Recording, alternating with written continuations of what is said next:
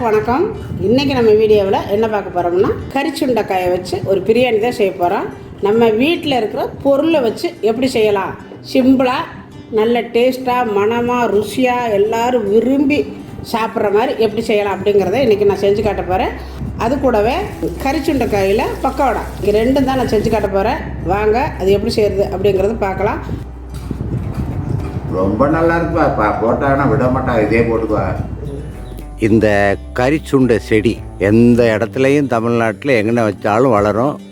2-3 வருஷத்துக்கு இது காய் நல்லா காய்ச்சிக்கிட்டு இருக்கும். இந்த காயில் என்னென்ன செய்யலாம், சமையலுக்கு ரொம்ப பயன்படும். சந்தையில் எல்லாம் பிடிங்காந்து வச்சு டம்ளரில் அளந்து வைப்பாங்க. ஒரு டம்ளர் 20 ரூபாய்க்கு.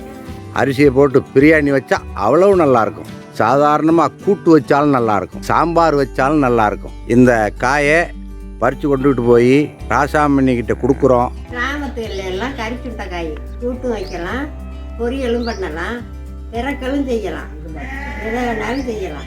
கறி சுண்டைக்காயா இருக்கிறதுனால பிரியாணியும் போடலாம். இந்த வீடியோவை பார்த்துட்டு லைக் பண்ணுங்க, ஷேர் பண்ணுங்க, செட்டிநாட்டு சமையலுக்கு சப்ஸ்கிரைப் பண்ணுங்க. கறி சுண்டைக்காய் வச்சு இன்னைக்கு பிரியாணி தான் பண்ண போகிறோம். அதை நான் 2 கட் பண்ணி வச்சுருக்கிறேன். பாருங்கள், திருக்கையை அப்படி 2 வகுந்த மாதிரி வகுந்தோடு விட்டுக்கலாம். இந்த மாதிரி நான் வகுந்து விட்டுருக்கிறேன். கரண்ட் அடுப்பில் தாங்க செய்ய போகிறேன். அதுக்கு குக்கர் அடுப்பில் வச்சுருக்கிறேன், ஆன் பண்ணிக்கலாம். இதில் இன்றைக்கி சாப்பாட்டு அரிசியில் நான் செய்ய போகிறேன். நீங்கள் பிரியாணி அரிசி இருந்தால் கூட செஞ்சுக்கலாம், எதில் வேணாலும் செஞ்சுக்கலாம். நான் சாப்பாட்டு அரிசியில் செய்கிறேன். பாத்திரம் காய்ஞ்சது தேங்காய் எண்ணெய் விட்டுக்கோங்க, ரொம்ப நல்லாயிருக்கும். இந்த பிரியாணிக்கு ஃபுல்லாகவே நான் இன்றைக்கி தேங்காய் எண்ணெய் விட்டு தான் செய்ய போகிறேன். சின்ன டம்ளரில் ஒரு 1.5 டம்ளர் அரிசி போட்டிருக்கிறேன். பாருங்க, இந்த அளவு நான் எண்ணெய் ஊற்றிருக்கிறேன். இப்போ எண்ணெய் காய்ஞ்சது பட்டை கிராம்பு ஐட்டம் எல்லாமே எடுத்து வச்சுருக்கிறேன். பிரிஞ்சி இலை, பட்டை, கிராம்பு, நட்சத்திரப்பூ, கல்பாசி, சோம்பு, இப்போ இது எல்லாமே சேர்த்துக்கலாம். 4 ஏலக்காய் போட்டிருக்கிறேன். நல்லா செவக்கணும். இது எல்லாம் நல்லா செவந்துருச்சு. செவந்த உடனே ஒரு 2 வெங்காயம், பெரிய வெங்காயம் எடுத்து கட் பண்ணி வச்சுருக்கிறேன். இந்த மாதிரி பதிச்சு எடுக்கலாம்.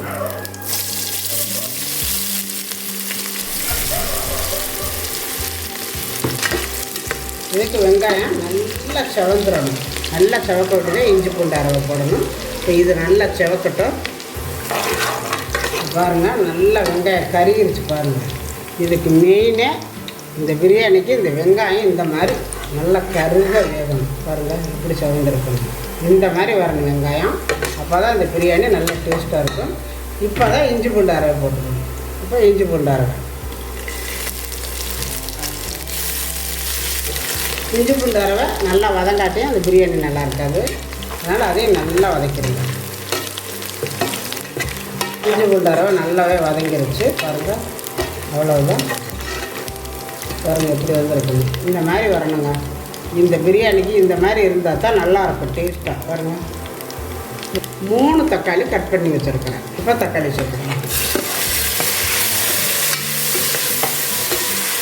இதுக்கு தக்காளி நல்லா குழைய வேகணும் அப்படிங்கிறது இல்லை, லைட்டாக வதங்கினாலே போதும். இந்த வெங்காயம் இந்த இஞ்சி பூண்டு அரைவை நல்லா வதங்கணும்.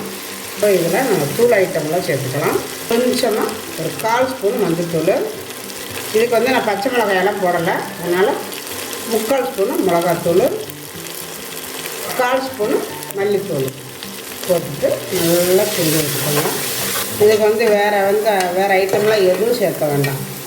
கரம் மசாலாலாம் எதுவுமே வேண்டியதில்லை. இது மட்டுமே போதும், நல்லாயிருக்கும். நிறைய கசகசம் நிறைய போட்டோம்னா நல்லா இருக்காது.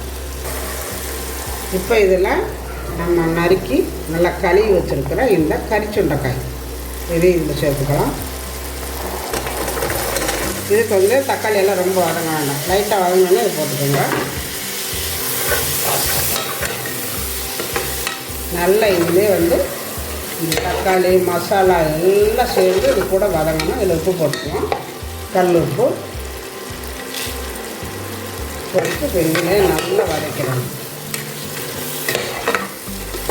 நல்லா வதங்கிட்டோம். இது கூடவே 1 கப் அளவு தயிர், தயிர் ஊற்றி நல்லா வதக்குனிங்கன்னா நல்லாயிருக்கும். இந்த கறி சுண்டைக்காய்க்குள்ளே அந்த தயிரெல்லாம் இறங்கி ரொம்ப நல்லாயிருக்கும். நிறைய பேர் கசக்கும் என்னெல்லாம் நினைக்கலாம், இது கசக்கவே கசக்காது. இந்த மாதிரி நீங்கள் செஞ்சு பாருங்கள், ரொம்ப அருமையாக இருக்கும் அந்த பிரியாணி. பாருங்கள் நல்லா வதங்கி தக்காளி எல்லாம் நல்லா வதங்கிடுச்சுக்காங்க. இந்த மாதிரி இருக்கணும். நல்லா எண்ணெய் கசிஞ்சு வரணும், மசாலா எல்லாம் வெந்து இந்த மாதிரி எண்ணெய் பிரிஞ்சு வரும்பொழுது தான் நம்ம வந்து அரிசியை போடணும். பாருங்கள் நல்லா அப்படி எண்ணெயெல்லாம் நல்லா வந்துருக்கு பாருங்கள்.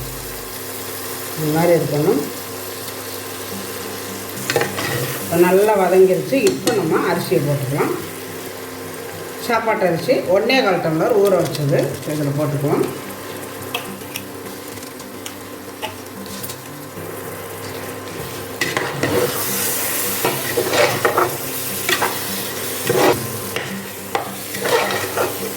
இப்போ அரிசியை போட்டுட்டு இதில் வந்து ஒரு லெமன் கட் பண்ணி வச்சுருக்கிறேன், இதை விட்டுக்கலாம். இந்த லெமன் அதில் விட்டிங்கன்னா சோறு ஒன்றோட ஒன்றா ஒட்டாமல் நல்லாயிருக்கும்.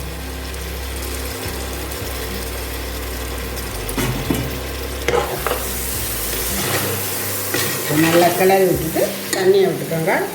நான் தண்ணி அளந்து எடுத்து வச்சுருக்கிறேன், இப்போ இதில் விட்டுக்கலாம்.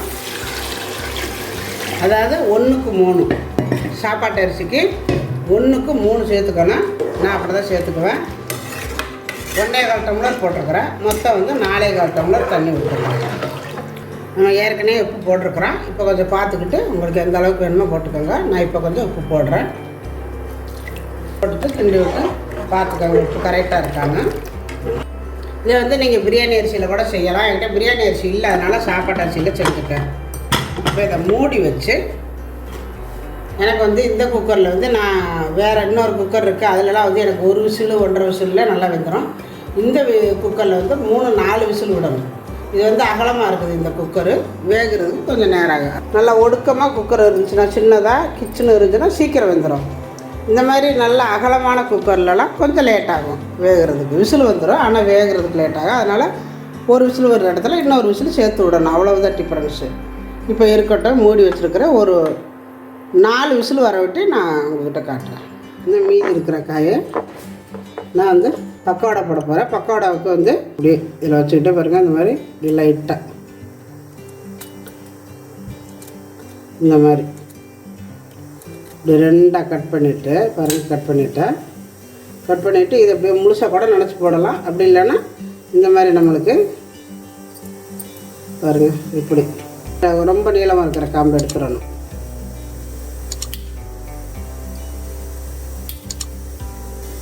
இந்த மாதிரி போட்டோம்னா பக்கோடா மாதிரி நல்லாயிருக்கும். இதை வந்து இந்த மாதிரி வெட்டிக்கணும். வெட்டிட்டு பாருங்க இப்படி எடுத்து வெட்டிடணும். ஆனால் வெட்டிட்டு தண்ணிக்குள்ளே போட்டுக்கணும், இல்லாட்டி கருப்பாயிரும். தண்ணிக்குள்ளே போட்டுக்குவோம். இந்த மாதிரி ஒரு குண்டாவில் தண்ணி வச்சுக்கோங்க.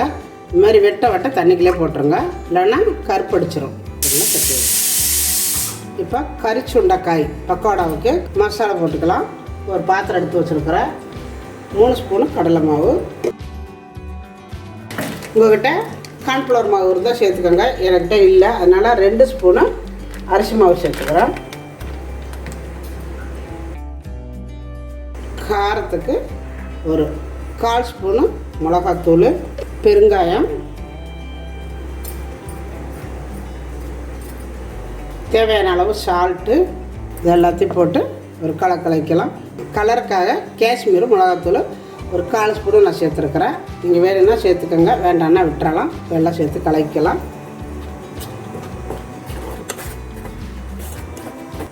கலக்கிட்டு இப்போ தண்ணி சேர்த்து கலக்கலாம். இது வந்து கெட்டியாக தான் இருக்கணும், ரொம்ப தண்ணி ஊற்றுறாதீங்க. இந்த மாதிரி கொஞ்சம் கொஞ்சமாக பார்த்துக்கிட்டு ஊற்றிக்கோங்க.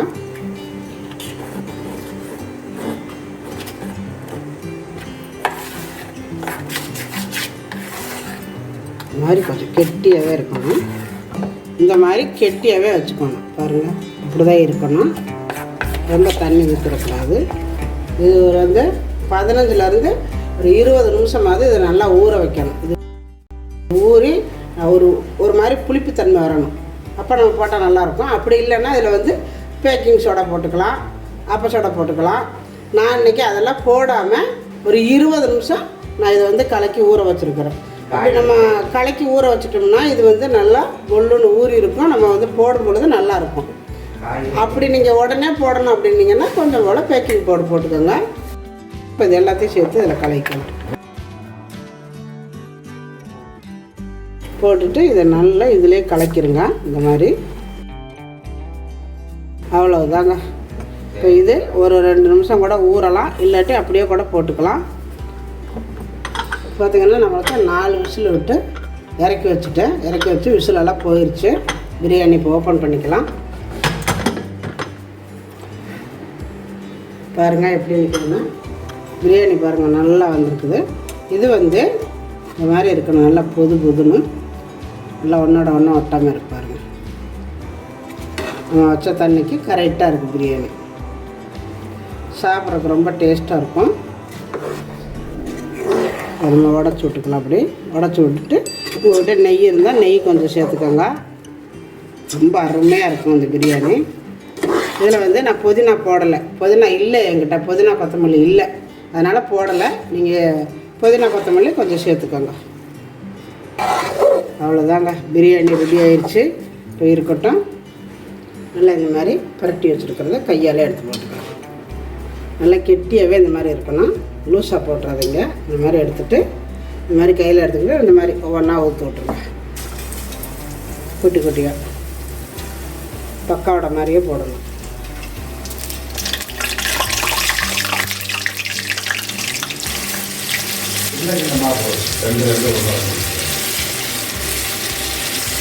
லைட்டாக கலர் விட்டுக்கோங்க. நல்லா ஒன்றோட ஒன்றா ஒட்டாமல் எப்படி வருது பாருங்கள். அடுப்பை ரொம்ப ஸ்பீடாக வைக்காமல் கொஞ்சம் குறைவாக வச்சுக்கோங்க, மினிமமாக வச்சுக்கோங்க. அப்போ தான் வந்து நம்மளுக்கு வந்து நிதானமாக நல்லா வேகும். ஸ்பீடாக வச்சுட்டோம்னா சீக்கிரம் வந்து மேலே செவந்து போயிடும், உள்ளே வேகாது காய். அதனால் கொஞ்சம் குறைச்சே வச்சுக்கிட்டிங்கன்னா நல்லா உள்ளே காய் வந்துடும், வெளியிலையும் நல்லா மொறுமொறுன்னு இருக்கும். பாருங்கள் நல்லா வெந்துருச்சு. இந்த மாதிரி நல்லா வேக விட்டு எடுக்கணும். பாருங்கள் எப்படி சத்தம் கேட்குதுன்னு.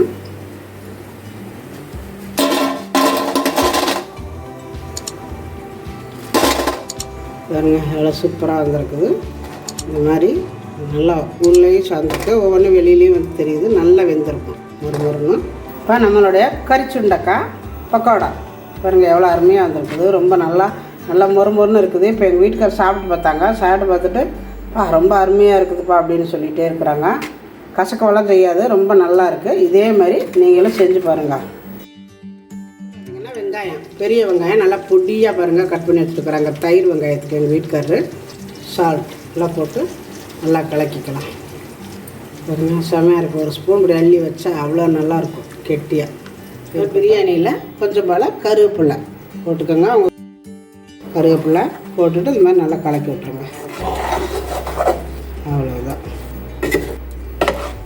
செமையாக இருக்கும், நல்லா வாசம் சூப்பராக இருக்கும். இப்போ நம்மளுடைய கறிச்சுண்டக்காய் பிரியாணி ரெடி ஆயிடுச்சு. சாப்பிட போகிறோம் நாங்கள். கறிச்சுண்டக்காய் பக்கோடாவும் ரெடி ஆயிடுச்சு.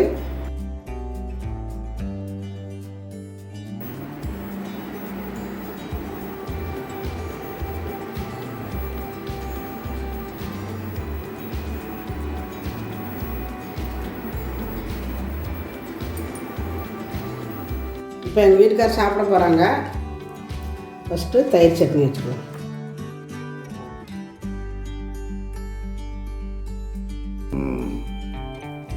நல்லா உதிரியாக அப்படியே இருக்கு பாருங்க.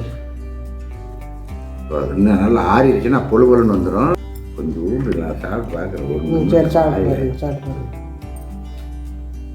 சொல்கிறது பொய்யா போயிடக்கூடாது.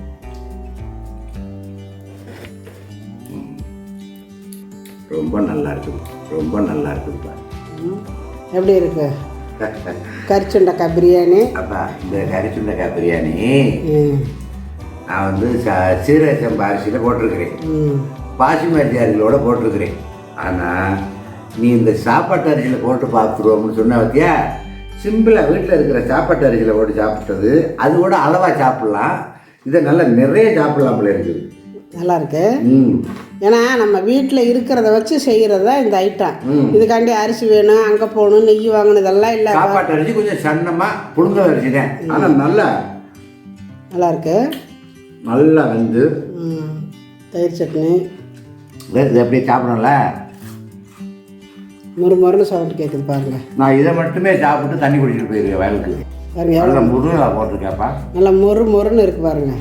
நல்ல டேஸ்டான கரிச்சுண்டக்காய் பிரியாணி. இதே மாதிரி நீங்களும் செஞ்சு பாருங்கள். உங்கள் வீட்டில் செஞ்சு பார்த்துட்டு எப்படி வந்துச்சு அப்படிங்கிறத எனக்கு கமெண்ட்டில் சொல்லுங்கள். இந்த வீடியோ பிடிச்சிருந்தா லைக் பண்ணுங்கள், ஷேர் பண்ணுங்கள், செட்டிநாடு சமையலுக்கு சப்ஸ்கிரைப் பண்ணுங்கள். நன்றி. வாழ்க வளமுடன். ரொம்ப நல்லா இருக்குப்பா. போட்டாங்கன்னா விட மாட்டாங்க, இதே போட்டுக்குவா.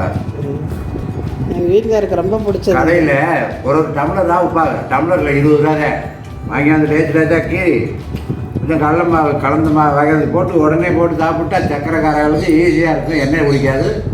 இதை மட்டும் அள்ளி சாப்பிட்டு போயிடலாம். வாரத்தில் 2 நாளைக்கு சோறு சாப்பிட்லாம் சக்கரை இருக்கிறவங்க.